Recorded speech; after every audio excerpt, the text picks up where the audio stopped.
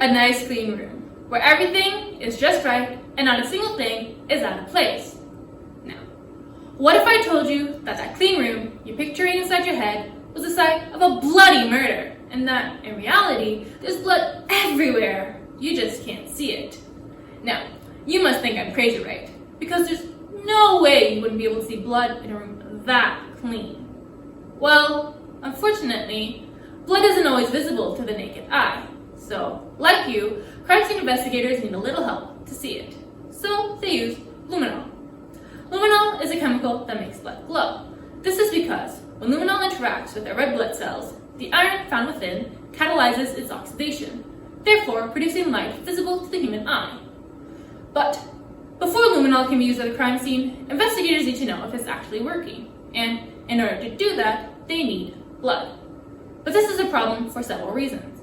First off, you do not want to be bringing blood to an active crime scene because that's a good way to contaminate it. And secondly, blood, especially human blood, is hard to obtain for ethical concerns, but it's also a biohazard.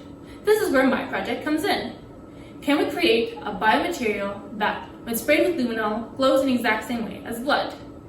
In order to do this, I'm working with two things: horseradish peroxidase, an enzyme found in horseradish roots, and alginate, an organic polymer found in algae. Now, you must be wondering, why would you use horseradish to make fake blood?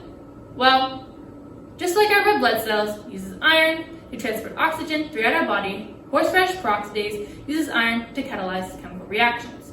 Moreover, the central iron group found in horseradish peroxidase is very similar to the central iron group found in heme, a component of our red blood cells, as you see behind me. This means that the iron found in horseradish peroxidase can catalyze the oxidation of luminol and produce light. But we have one tiny problem. The light produced when luminol is catalyzed by horseradish peroxidase is very different in both brightness and duration to the light produced when luminol is catalyzed by heme. This means that by itself, horseradish peroxidase can't mimic the blood luminol curve in red, which isn't ideal when we're trying to determine if luminol is working properly because we want to be as accurate as possible. This is where the alginate, that polymer from algae, comes in. By binding our horseradish peroxidase to the polymer, we hope to decrease its ability to catalyze the oxidation of luminol, thereby providing us with a glowing alternative for luminol testing. Thank you.